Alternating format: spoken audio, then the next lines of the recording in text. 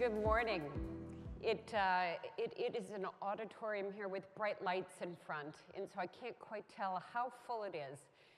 But being from the United States, I figure anybody who really was stayed up through overtime is not here, and they won't be angry at me this morning relative to the result of the game. So that's a good thing. Or those of you who are here spent too much time watching television in the bar, and you're going to fall asleep during this session anyway. In either case, I hope to keep you awake. But I'm going to talk, as this title says, a bit about innovation. Is it evolutionary, revolutionary, or both? And to steal a bit of my own thunder, yes, the answer is that it is both. And I hope to talk to you about different paths towards innovation, but also compare and contrast what we were doing in the United States so that we can think about similarities, differences, and perhaps where to gain synergy from each other. So with that, let's talk a little bit about evolution or revolution. Evolution, as we see it in the payments ecosystem or in the world around us, tends to actually happen in waves. It is slow and it's methodical. And in contrast, revolutionary items are risky. They're sporadic. And even as we think about venture capital firms, they are going down an adventure as they are putting their money into different firms, different ideas, new things that really affect what we're doing in sometimes dramatic ways. And as this chart shows, it either could be very risky and that downhill slope, or it could really more rapidly help us get from here to there. So let's talk about another way to think about innovation, and you can do it upon this matrix. And the highlighted areas really point out perhaps the easy answers. And that is that if something is revolutionary and simple at the same time, it has the green light. You push the pedal to the floor and you get there as fast as you can. On the other hand, if something is evolutionary but very complex, you may actually pause and say, is it worth it? And in fact, I think what happens in the payments ecosystem is that there are a lot of decisions that we make that are in those white spaces. We're not quite sure how simple or how complex. We're not quite sure if they will be evolutionary or revolutionary. And I think those are some of the questions in Canada that you are now faced with payments modernization. Now, I, as well as perhaps many of you in this room with a financial services background, are perhaps a bit analytical. And so when you think about innovation, perhaps these are the questions that you need to address. Is there a customer need? Is it big enough to matter? And yes, is my business case solid? Do those questions sound familiar to anyone in the room? Because as we think about innovation, sometimes it's very, very hard to answer these questions. Very easy to say these are the questions we have, but very difficult, in fact, to answer them. So let me give you a little bit of perspective of payments in the United States, again, so we can compare and contrast what's happening both above and below the border. As my introduction called out, my organization manages the ACH network, and you can see in this diagram that, in fact, those waves of evolution have been happening in the ACH network over the decade, prompted by changes in technology, as well as prompted by changes with customer needs. So you can say that, in fact, the ACH network, as it was created in the 1970s, is not at all the same as it is today. And that was really a result of the industry coming together many times to make changes to the ACH infrastructure in a way that could help all of the 12,000 plus financial institutions and the millions and millions of their customers throughout the country. So how does the ACH network look today? It is primarily all native electronic. It has more debits than credits at about 50+%, almost 60%. And as you look at the use cases for the ACH network, you see that about half of them are in consumer bill pay, another third in direct deposit, about 15% in business-to-business transactions, and very small slivers in what we call international or other. Another way to characterize it is by looking at the organization that I represent. And as you heard Amanda say in my introduction, NACHA's role is rules and standards at the center of all we do, but it is really bringing diverse stakeholders together in a number of different ways across many different payment types or needs in our payments ecosystem in the United States. But I call this out again because I think rules are simply the foundation on which we can come together as an industry, but the icing is in the layers above that. And clearly, the best part of the payments ecosystem is in that top layer, where all of you throughout this audience today are the organizations that really deliver the services to the end users. Be you a bank, be you a processor, a solution provider, or a business supporting your end customers, it's what you do and it's how you package the support of payments as part of another process that really helps you deliver the goods in the end. So how do we process payments in the United States today? The Federal Reserve does a payment study every 3 years, and so you can see these data points over the last decade or so that show that the United States is clearly moving towards a more electronic payments environment. But it is doing that across a lot of different payment types. And so as we think about the variety of these payment types, all of them, the question is, how do you choose? How do you know what to support? How do you know what to use? And my premise in answering that question is that you need to look at the attributes of each payment type and then look at the use cases of the end users to see if there is a good match. If there is a good match, you are not, in fact, trying to put a round peg into a square hole, but you are really looking at what is the best fit for the use case at hand. Now, this is a process that we went through within NACHA during successive strategic planning periods that we had. We looked at all the payment types throughout the United States, graphed them against the use cases, and then highlighted where does it make sense to think about the ACH network and how it can fulfill the needs of different use cases, either based on today's or tomorrow's enhancements in the evolutionary change of the ACH network. So one example of this is this matrix created recently where we mapped certain attributes against same-day ACH. And so when you look at it around this circle, you see things like speed of authorization, which is not fast for the ACH network by design. But you see speed of settlement or availability of funds that definitely has increased with same-day ACH.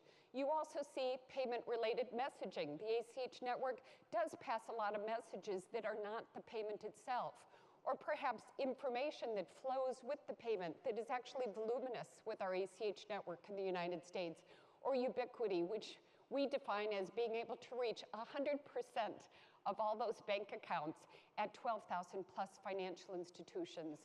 But then there are other attributes around this. What risk management is needed for the end user or the use case? What is user interface? Is cross-border requirement? And certainly the cost of a payment system has an impact on its choice and the use case. So again, there is methodology that you can use that helps you to define what path of innovation. Is it revolutionary? Is it evolutionary? And what attributes to support compared to other capabilities that are available in your ecosystem today? So with that, let me talk about 3 characteristics that we are pursuing in the United States. So again, you can understand what we're doing and compare it to Canada. Those characteristics are formats, speed, and then usability, or perhaps addressing pain points in the payments ecosystem. So I'll start with formats. ISO 20022 is certainly the conversation here in Canada, and it also has been in the United States for several years. NACHA has been part of what we call an ISO stakeholder group, where we have been considering the path to take forward for both the high-value system, the wire system in the United States, as well as the low-value retail system, or the ACH network. And in fact, we have decided on 2 different paths, both supporting ISO 20022, but based on the current and future needs of both the payment system and the users of that payment system. So on the high value, or the wire system, both wire operators have decided to convert to ISO 20022, meaning the whole system will be supporting ISO 20022 in the years ahead. Based on 12,000 financial institutions throughout the United States, and the knowledge that with wire, it is really a bank-to-bank operation, and many of those wires are actually international. So they are taking a like-for-like approach to make sure that banks, as they are ready, can start using wire, but then in a second phase, enhance it with the added capabilities that they will be able to incorporate with ISO 20022. In contrast with the ACH network, we have used the term integration to talk about the path that we are taking, and it could be a path that moves to conversion into the future. But integration, the way we have defined it, says that anyone who wants to use ISO 20022 today can, and hopefully they can do it in a consistent way because of the standardization of messages that we have published for the ACH network. So let me explain that a little bit more, and the reason for the divergence. As you think about the ACH network and how I described it earlier, it is predominantly domestic, right? Less than 1% of its transactions are international. The ACH network, as I talked about the timeline, is also very flexible and robust relative to the different capabilities that have been incorporated into it over the years. And I point out this last characteristic that I know is different than what you have in Canada, and that is that the ACH network today supports robust information right with the payment.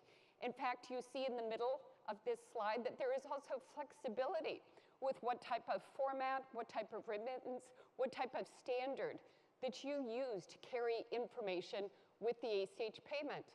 And in fact, you can carry up to 9,999 addenda records with an ACH payment right with the payment through the ecosystem to get that value of straight-through processing. So we did not want to lose that robust existing capability. So the path we chose was this. And you see that a corporation on the left side of your slide may be using ISO in and ISO out at their financial institution level. The messaging occurs, passes through the network, and it comes out the other side with an ACH formatted payment. Again, allowing any individual organization to use ISO in its full capability if they choose to do so today. As a stakeholder, we reached out to many organizations to collectively create this standardization guide that is now available publicly, and you can certainly download it if you would like to see what we did in the United States. But again, the goal here was to make sure that at that top layer, there was standardization, therefore yielding efficiency for the industry. So let me talk about that second characteristic, faster payments. And you see here on the title that the is underlined. And that is that faster means anything that is more fast than it was yesterday. And there's certainly many flavors of fast today in the United States. I'll talk a bit about same-day ACH that you see, but then I will also reflect upon more immediate payment solutions. And there are a variety, as you see here. There are card-based credit push solutions that are built upon debit card rails. There are new immediate payment system rails that are being developed. There is different architecture that is based on distributed ledger or digital currencies. And there is also faster messaging that is built on top of existing payment networks, such as the ACH network or card networks. And so the real answer to what is faster, again, is coming back to what the end user needs or what is actually changing within our payments environment. Is it the authorization that gives you the guarantee of the funds? Or is it messaging around the payment?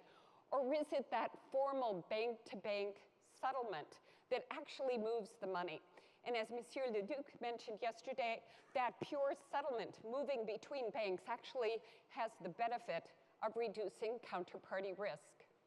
So in fact, as we looked at same-day ACH across the country, again, a payment network that connects 100% of all financial institutions, we said that yes, affording the option of settling firmly on any day between any one of the 12,000 financial institutions is an option that we should bring forward to the industry.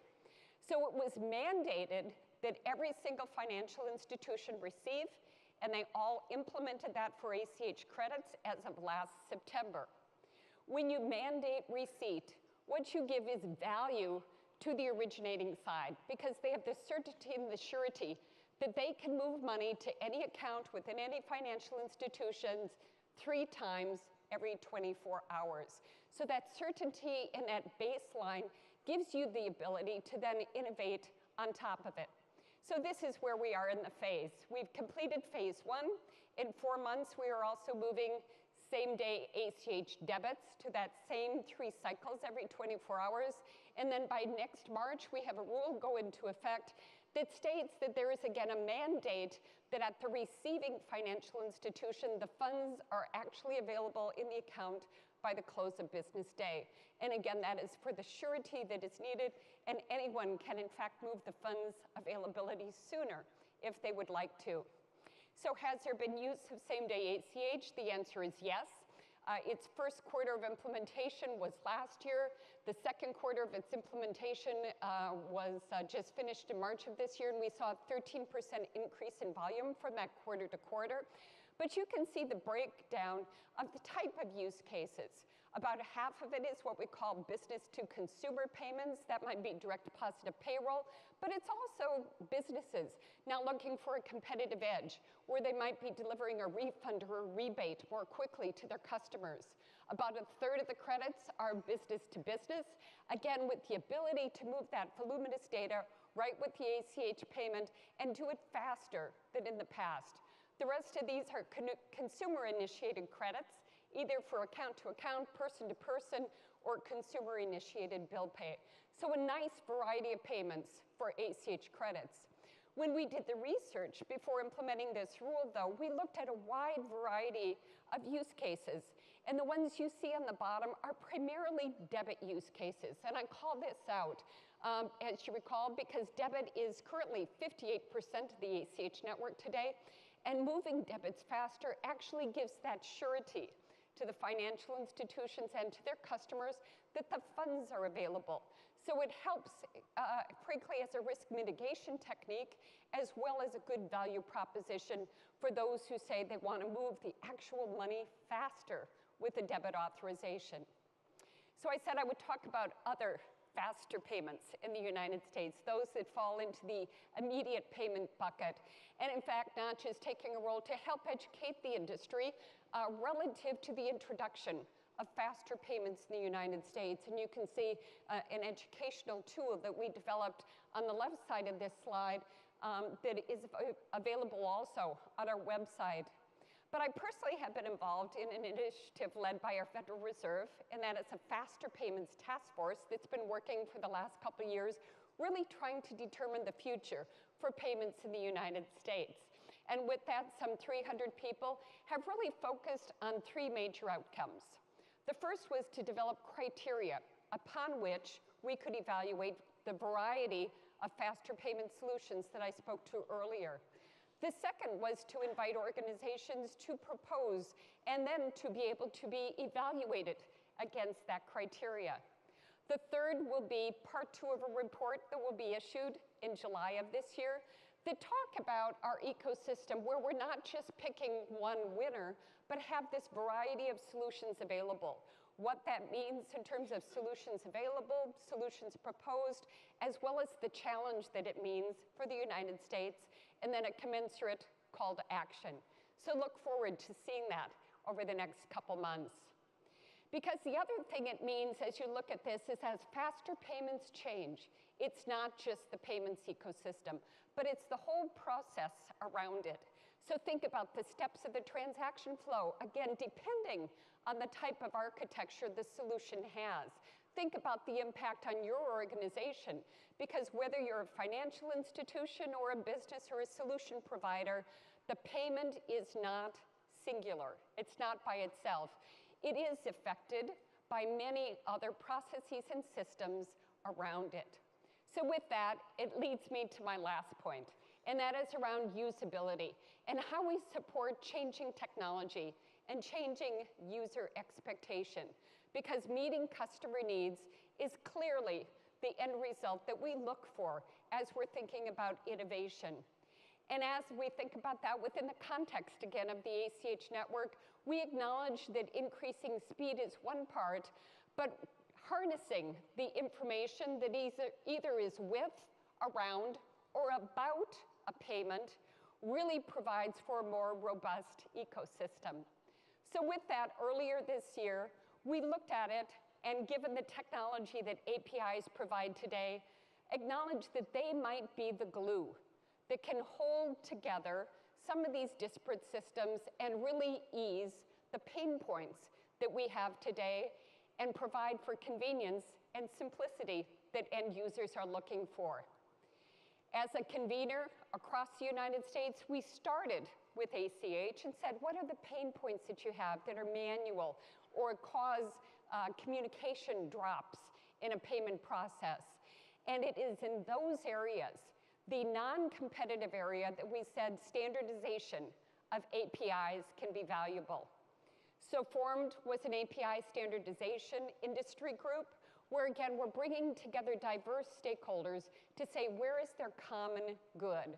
Where can we collaboratively work to help eliminate pain points in ways that then allow others to create those innovative top layers above your base payments ecosystem?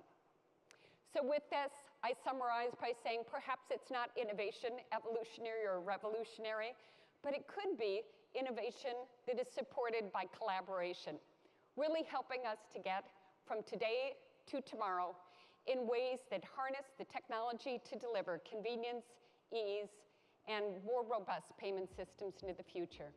Thank you very much.